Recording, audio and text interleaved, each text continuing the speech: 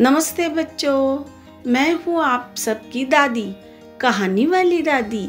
मैं अपने छोटे छोटे दोस्तों को कहानियाँ सुनाती हूँ जो होती हैं दादी की जुबानी।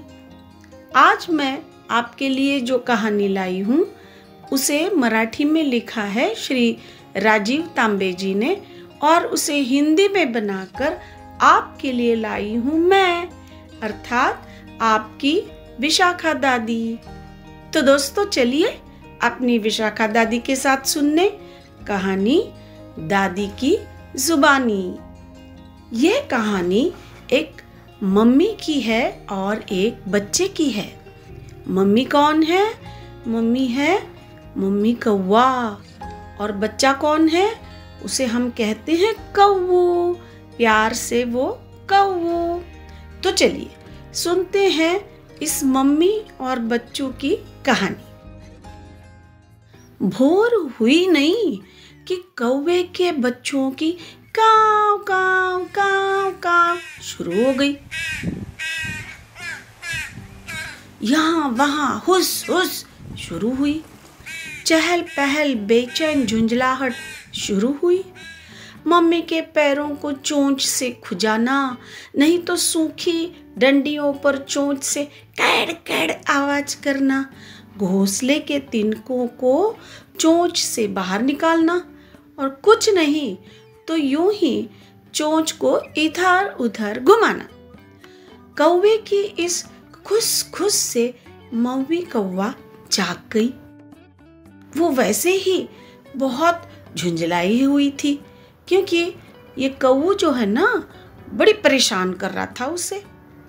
मम्मी कौवा ने अपनी चोंच घोंसले की डंडियों पर खर खर आवाज करते हुए रगड़ी, गर्दन बाई ओर करके पंखों में घुसा दी, दाहिना पैर ऊपर करके उस पर भी अपनी चोंच रगड़ी। फिर चोंच से अपने कौवे का सिर खुजाते हुए उसे सहलाते हुए बोली, अभी अभी जरा आंख लग रही थी और तेरी काव के शुरू हो गई। ये तो बिल्कुल उन इंसानों के छोटे बच्चों की तरह हो गया। दिन भर चुपचाप सोना है और भोर होते ही टें टें करके रोना है। हमारी नींद तो बिल्कुल सूखी घास बना डाली है तूने। अब क्या चाहिए मेरे छोटे बच्चूले को, मेरे छोटूले कौवे को? मम्मी की इस बात का कौवे को बहुत गुस्सा आया, उसे बहुत बुरा लगा। उसने गुस्से से मम्मी को अपने पंख फुलाकर दिखाए। मम्मी ने झटके से गर्दन टेढ़ी करके एक आंख से कौवे की ओर दिखा। फिर कौवा झुंझला कर बोला, मम्मी मुझे बहुत भूख लगी है ना, और मुझे वेज खाकर बहुत बोरियत हो रही है। रोज की वह सड़ी हुई सब्जी, सूखे पत्ते और बासी चावल खा के मैं पक गया हूँ। पापा से कहो ना आज मुझे प्लीज नॉन वेज ले आए, एकदम चटकदार। चटकदार मतलब एकदम मेक्सिकन फूड चाहिए, ऐसा नहीं हाँ, पर वह परसों की तरह सादा सा सिंपल सा चाइनीज भी चलेगा। और अगर मंचूरियन या शेजवान के साथ नरम मुलायम चूहा कबाब हो तो क्या कहने। तेज चिल्लाते हुए मम्मी कौवा बोली, देख कौवा ये कुछ ज्यादा ही हो रहा है। सुबह सुबह बेकार में इंसानों के बच्चों की तरह जिद नहीं करते। और ये क्या चला है, ये लाओ वो लाओ। तुमने क्या मुझे होटल का मेनू कार्ड पढ़कर सुनाना है? और कौवा कल महीने का पहला इतवार है, मतलब कि वो सामने वाली जोशी चाची है ना, वो पक्का नॉनवेज लाएगी। फिर कुछ गड़बड़ करते हुए नॉनवेज साफ करेगी, उसमें से थोड़ा सा खाएंगी और बहुत ज्यादा फेंक देंगी। उसी में से मैं तेरे लिए ले आऊंगी, ठीक है ना? पर मम्मी मुझे कैसे मालूम और तुम्हें कैसे मालूम कि कल के इतवार को ऐसा ही कुछ होगा? अगर ऐसा नहीं हुआ तो? जोशी चाची नॉनवेज नहीं लाई तो, कहकर कौऊ ने गर्दन लटका दी। उसका चेहरा रुआं सा हो गया, बिल्कुल रोनी सूरत हो गया। कौऊ को पंखों से थपथपाते हुए मम्मी ने कहा, अरे तू पागल तो नहीं हुआ?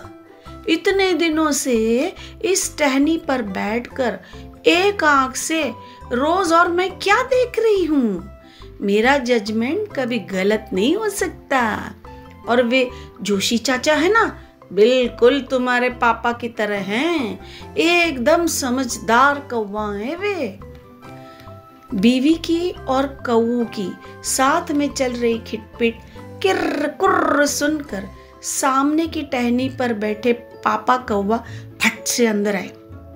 पापा कौवे ने पंख फड़फड़ाए, कौऊ के पंख थरथराए। पापा के आते ही कौऊ पापा के पास सरक गया। कौऊ ने पापा के पंखों पर हल्के से अपनी चोंच रगड़ी, पापा की गर्दन पर धीरे से अपनी चोंच घुमाई। पापा कौवा यो ही मजाक में किर्र काऊ कहकर कौऊ के कान में चिल्लाए।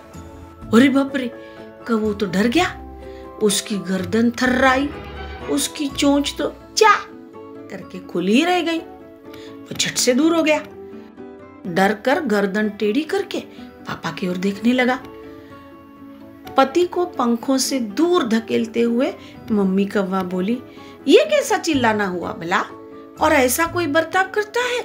मेरा बच्चा डर गया ना? क्या ऐसा बर्ताव आपको शोभा देता है? और सुनिए जी, बच्चों की आज की नई जिद के बारे में सुना आपने? पापा कौवा बड़े ही प्यार से कौऊ की ओर देखने लगे। कौऊ ने तुरंत पापा को पंख फुलाकर दिखाए, एक पैर पर खड़े होकर दिखाया। फिर कौऊ ने अपनी स्पेशल शहद भरी आवाज में अपनी पहली वाली नॉनवेज की जिद फिर से पापा के सामने रख दी। पापा बोले, किर्र काऊ काऊ काऊ किर्र काऊ। अरे बस इतना ही ना मेरे कौऊ, उस इतवार तक क्यों कोई रुके भला?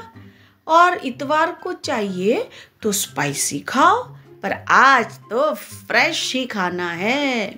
ठहरो, मैं अभी ले आता हूँ तेरे लिए बढ़िया फ्रेश नॉनवेज। अरे जैसे हमारे लोग कहते हैं ना कि फ्रेश नॉनवेज खाओगे तो स्पाइसी फूड भूल जाओगे। यह तो बिल्कुल सच है बच्चे। एक आंख छोटी करते हुए गर्दन टेढ़ी करके मम्मी कौवा बोली, देखिए बेकार में वह मेन रोड वाला गंदा खुला हुआ पड़ा हुआ गटर में पड़ा हुआ कुछ भी मत लाइए। रास्ते पर मिलने वाला वह स्पाइसी चाइनीज तो बिल्कुल भी मत लाना। थोड़ा बड़ा हो जाएगा ना कौवा, तो यह सब तो खा ही लेगा वो।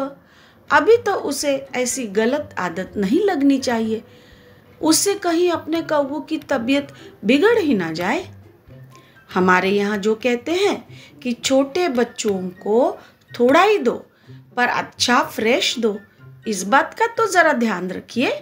इसलिए कह रही हूँ, किसी के घर से या होटल से अच्छा ही ले आइए, और ले ही आ रहे हो तो थोड़ा ज्यादा ही ले आना, ताकि मतलब काव काव काव काव। मैं समझ गया। गर्दन टेढ़ी करते हुए कौवा बड़े प्यार से बोला। कौवे को तो कुछ समझ ही नहीं आया। वह बार बार मम्मी पापा की ओर देखता ही रहा। उसने पापा की चोंच से अपनी चोंच रगड़ी और वह मम्मी के पास सरक गया। पापा कौवे ने काव काव काव काव की और फिर बोले, देखो मैं बच्चों के लिए नॉनवेज मेन रोड से नहीं लाऊंगा, गटर का गंदा खाना नहीं लाऊंगा, रास्ते का स्पाइसी चाइनीज नहीं लाऊंगा, किसी के भी घर से कुछ चुरा कर नहीं लाऊंगा, और किसी अच्छे होटल से तो बिल्कुल भी नहीं लाऊंगा, समझे? मम्मी कौवा गुस्से से लाल पीली हो गई। उसने पंख फुलाए, घोंसले के तिनकों पर अपनी चोंच कर कर रगड़ी, थोड़ी सी ऊपर की ओर उड़कर फिर घोंसले पर बैठ गई। उसने गुस्से से गर्दन टेढ़ी करते हुए गले से कर्र की आवाज निकाली, कुर्र काऊ। मम्मी के पास बैठा कौवा सहम गया। कौवा डर कर पापा के नजदीक आकर और चोंच को चा करते हुए मम्मी की ओर देखने लगा। मम्मी कौवा और पापा कौवा पर और गुस्सा होने वाली थी, लेकिन तभी नजदीक आए कौवे की चोंच पर अपनी चोंच रगड़ते हुए पापा कौवे ने कहा, अरे तुम अपने कौवे को इतना बेवकूफ ना समझो, वो देखो वहां सामने। मम्मी कौवा ने गर्दन एकदम टेढ़ी टेढ़ी करके देखा, फिर देखा, लेकिन उसे तो कुछ भी दिखाई नहीं दिया। उसने गुस्से गुस्से में गर्दन झटकी और चोंच खोली।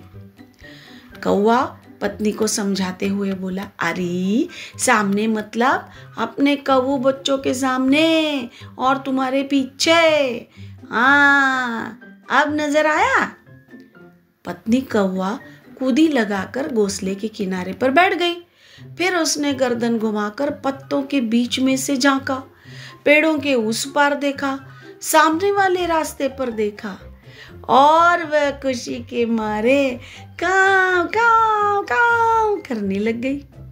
सामने वाले रास्ते पर एक नई दुकान खुल गई थी और उस दुकान में थी काली मछली, सफेद मछली, रंगीन मछली, छोटी मछली, बड़ी मछली, सब अच्छे से सजाकर रखी गई थी और दुकान नहीं होने से ज्यादा भीड़ भी नहीं थी। पिछले 4 दिनों से मम्मी का पूरा ध्यान अपने बच्चों पर था, मतलब अपने कौवे पर था। इसलिए मम्मी का मुंह कौवे की तरफ और उसकी पूंछ दुकान की तरफ थी। उसे इधर उधर देखने की फुर्सत ही नहीं मिली थी। टाइम पास करने के लिए उसके पास समय ही जो नहीं था, इसलिए इस नई शुरू हुई दुकान की जानकारी उसे थी ही नहीं। और मजे की बात ये कि कौवे का पूरा ध्यान उस दुकान पर ही तो रहता था, इसीलिए उसकी चोंच में बार बार पानी आ रहा था। हाँ, कब खाऊं नॉनवेज, ऐसा हो रहा था उसे। नॉनवेज खा रहा हूँ, फ्रेश नॉनवेज खा रहा हूँ, ऐसे सपने उसे आ रहे थे। पापा कौवे ने कौवे से कहा, हाँ काव काव, अभी जाता हूँ और एक ताजी ताजी बड़ी बढ़िया रंगीन फ्रेश मछली ले आता हूँ। पहचान काऊ किसके लिए? ऐसी फ्रेश बढ़िया मछली भला किसके लिए? कौवा जोर से चिल्लाया, मेरे लिए और मेरी प्यारी प्यारी मम्मी के लिए। कैसी लगी कहानी बच्चों? मुझे तो बड़ी पसंद आई, आपको भी तो अच्छी लगी होगी ना, है ना? तो अब यही रुक जाते हैं और फिर मिलेंगे किसी दूसरी कहानी को सुनने। तब तक इस कहानी वाली दादी की ओर से आप सबको बाय बाय।